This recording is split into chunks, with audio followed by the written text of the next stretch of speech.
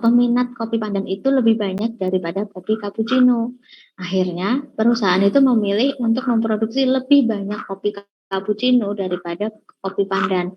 Nah, biaya yang dikeluarkan perusahaan untuk memproduksi lebih banyak kopi pandan itulah yang disebut opportunity cost. Nah, itu ya. Bisa dipahami tentang opportunity cost? Oke. Saya lanjut ke cost object. Nah, cost object itu apa? Kalau berdasarkan buku, cost object itu is any item such as product, customer, project activity, and so on, to which costs are measured and assigned. Maksudnya adalah, cost object itu adalah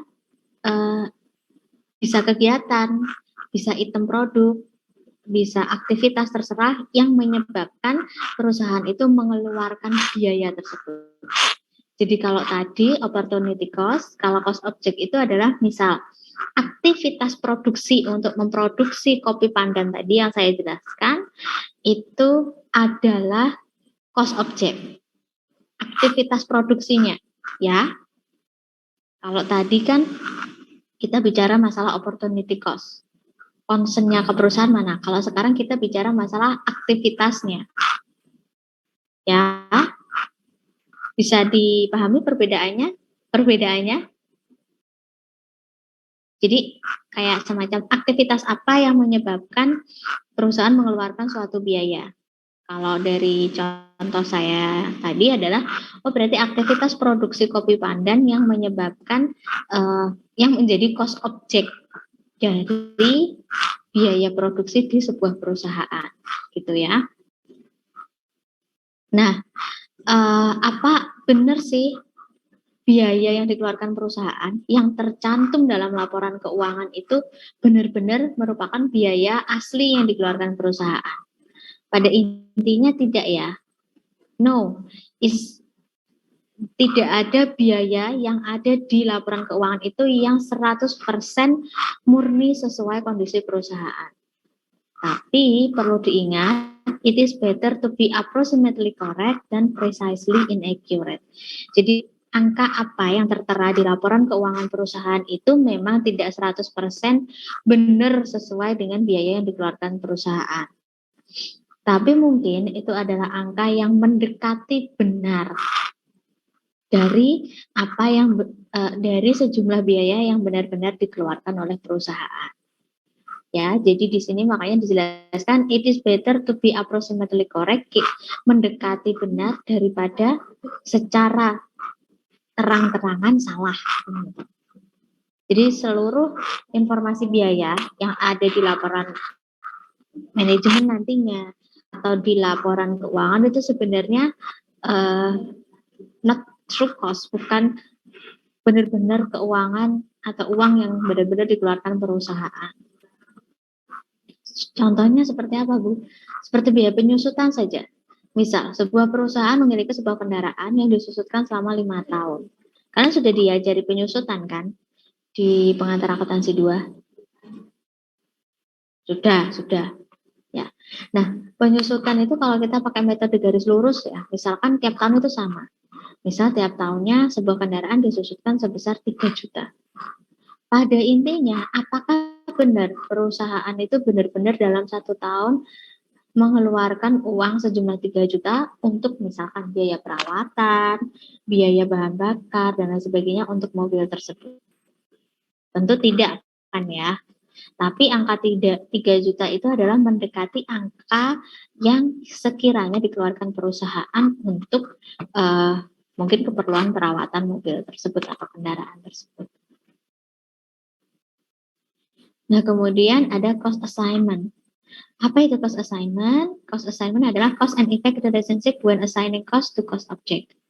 Cost assignment itu adalah sebab akibat yang berhubungan dengan cost object. Cost object tadi kan aktivitas apa yang menyebabkan biaya tersebut. Nah, cost assignment itu kaitannya antara aktivitas tersebut dengan biaya yang dikeluarkan oleh perusahaan. Makanya dibagi menjadi direct cost and indirect cost. Biaya langsung dan biaya tak langsung. Saya yakin ini sudah dipelajari ya di akuntansi biaya. Sudah belum direct cost and indirect cost? Kalau direct cost itu adalah biaya yang dikeluarkan perusahaan yang berkaitan langsung dengan proses produksi. Sedangkan indirect cost adalah biaya yang secara tidak langsung dikeluarkan perusahaan, bukan secara tidak langsung, secara ya tetap dikeluarkan perusahaan, tapi tidak secara langsung berkaitan dengan proses produksi, gitu ya. Nah, kalau di akuntansi biaya yang berkaitan dengan produk cost itu apa aja sih? Biaya produksi itu apa aja sih kira-kira? Biaya bahan baku, Oke. biaya tenaga kerja, sama Apa satunya?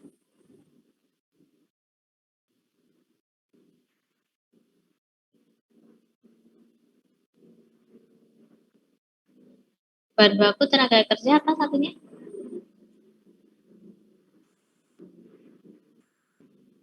Overhead ya. Nah, yang mana sebenarnya ketiga biaya tersebut di akuntansi manajemen dikelompokkan berdasarkan tiga jenis ini. Biaya tenaga kerja merupakan biaya yang bisa ditelusuri secara langsung atau direct tracing. Nah, driver tracing adalah pemicu biayanya apa, aktivitasnya apa.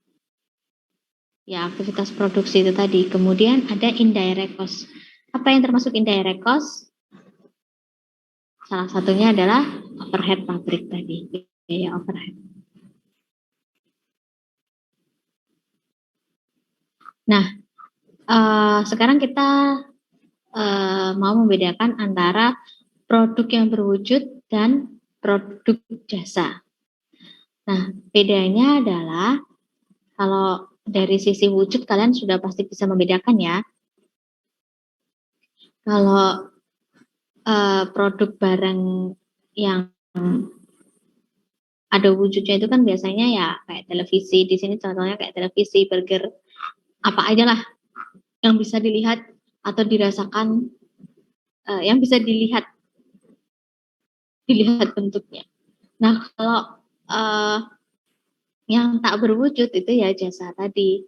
Kayak misalkan kalian ke salon gitu, ya kepalanya kerasa enak, tapi kan atas jasa yang diberikan oleh orang lain gitu ya. Jadi kayak jasa pijet atau krim batnya itu kan nggak bisa dibawa pulang juga. Beda kayak misalkan kalian beli burger gitu di KFC misalkan, nah burgernya kan bisa dibawa pulang, kelihatan gitu wujudnya. Tapi sama-sama merasa puas, yang satu kenyang, yang satu merasa enakan, badannya habis krim bat, kayak gitu misalkan ya. Nah, perbedaan antara produk barang yang berwujud dan jasa itu dilihat dari keempat jenis ini. Intangibility pertama yaitu wujudnya pasti.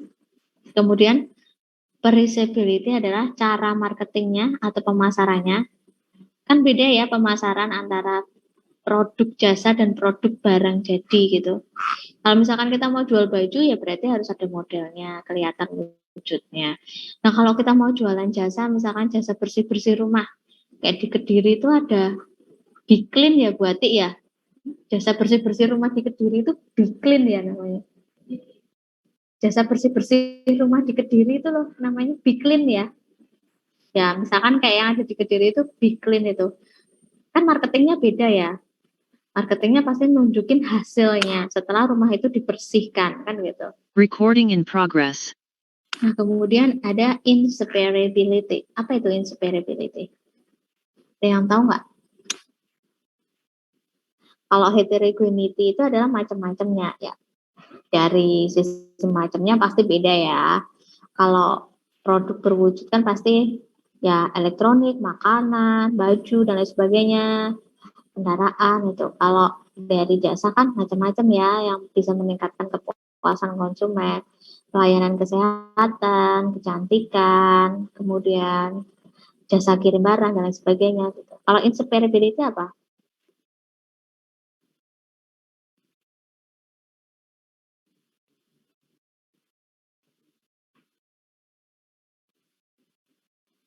Inseparability itu mungkin gini untuk lebih memudahkan kalian untuk mengilustrasikan inseparability. Kira-kira nih, kalau kalian mau beli baju gitu, itu kira-kira langsung dikasih kainnya gitu atau masih memerlukan proses dulu, dijahit dulu kayak gitu. Halo? Ada prosesnya. Ya, ada prosesnya ya. Kalau produk jadi yang berwujud. Nah, kalau jasa gimana? Kalau misalkan kalian pengen pijet gitu, bisa nggak langsung, oh pijet aja gitu? Bisa kan ya?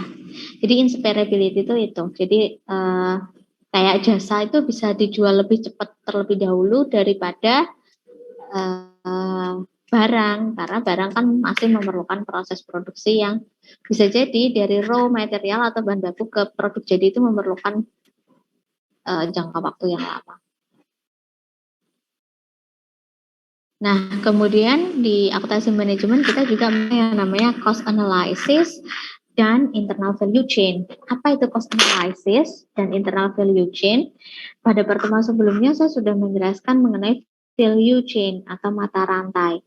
Nah, cost analysis di akuntansi manajemen itu terbagi menjadi 3 subpokok berdasarkan tujuannya. Tujuan pertama yaitu untuk strategic profitability analysis, yang mana informasi yang dibutuhkan untuk menghasilkan analisis strategik atas profit yang dihasilkan perusahaan itu adalah keseluruhan informasi biaya yang dikeluarkan oleh perusahaan, termasuk biaya tenaga kerja langsung, biaya overhead, biaya produksi, biaya pembelian bahan baku, dan lain-lain. Terus kalau tujuan kedua adalah cost analysis untuk short run atau tactical profitability analysis. Seperti apa Bu contohnya? Ya, perusahaan butuh informasi yang akurat untuk beberapa jenis kategori biaya yang jangka waktunya itu singkat atau kurang dari 1 tahun. Bukan untuk memproyeksikan penganggaran di masa yang akan datang. Kalau strategic profitability analysis ini lebih ke long term, jadi dia seluruh informasi biaya itu bisa digunakan untuk untuk evaluasi di masa lalu serta untuk mengambil keputusan yang di masa yang akan datang, bisa juga dijadikan dasar sebagai penganggaran. Makanya informasi yang dibutuhkan lebih banyak. Nah, kalau short run yang dibutuhkan itu rata-rata berkait dengan biaya produksi, marketing, distribusi, dan beberapa hal terutamanya untuk special order. Special order itu kayak gimana? Kayak misal tuh ada pelanggan biasanya dia terbiasa dengan order khususnya kayak gitu ya.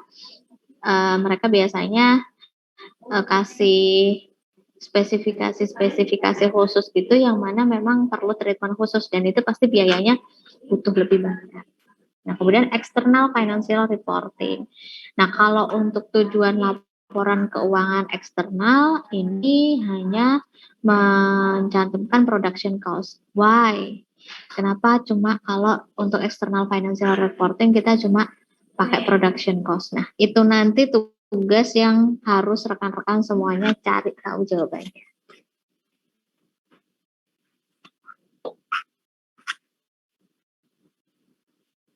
Ini bagian gambaran yang mungkin bisa digunakan rekan-rekan untuk menjelaskan strategic profitability analysis. Jadi nanti pertemuan selanjutnya tolong dikumpulkan ini di Google Classroom secara individu ngumpulinnya, tapi nanti akan ada kelompok yang saya tunjuk. Kelas ini sudah bentuk kelompok kan ya? Sudah belum? Sudah kan? Sudah. Ya, sudah. Seingat saya sudah kan? Nah, strategic profit ini gambaran tentang strategic profitability analysis. Nanti dikerjakan, ditulis tangan secara individu, dikumpulkan di Google Classroom. Nanti saya siapkan linknya untuk mengumpulkan. Nah, setelah itu pada pertemuan selanjutnya alias besok gitu kan, kalian menjelaskan secara kelompok atas jawaban uraian ini dan cantumkan sumbernya dari mana. Bu, kalau kelompok saya belum punya buku, gimana sumbernya? Ya nggak apa-apa, cari dari internet, e-book, dari Perpusnas atau mana itu kan banyak. At least nyarinya nggak dari Wikipedia dan Blogspot, ya. Cari di Perpusnas. Saya kemarin barusan dapat buku gratisan juga di Perpusnas. Tuh. Saya member of Perpusnas sejak 2015. Jadi tidak ada alasan lagi mahasiswa tidak punya buku karena e-book gratis sudah tersebar di mana-mana. Dan tidak ada lagi alasan bahwa sumbernya hanya Google. Gitu ya. Kemudian untuk gambaran tactical profitability analysis seperti ini, yang mana dia menghilangkan design and flow.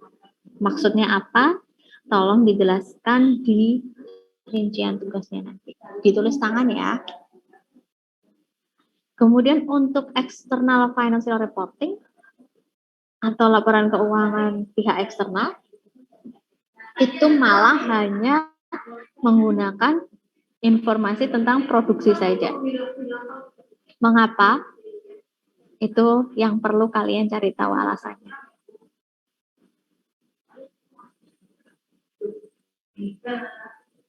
Nah, ini mungkin salah satu clue ya, mengapa untuk external financial reporting yang dibutuhkan cuma product cost-nya aja.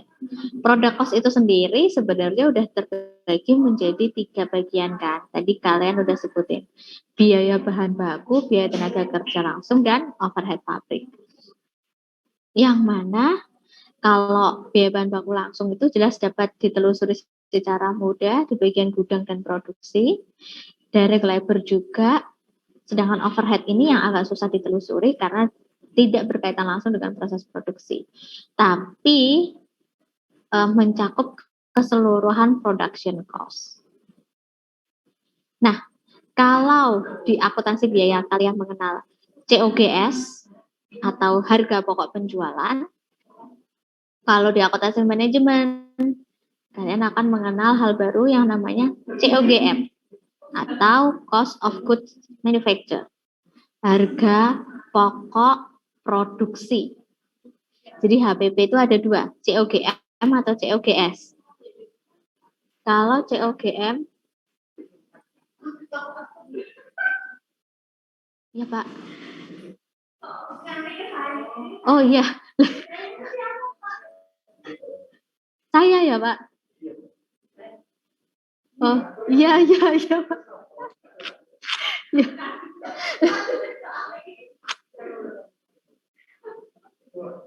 Oh iya, siapa? Ada masih ada Pak.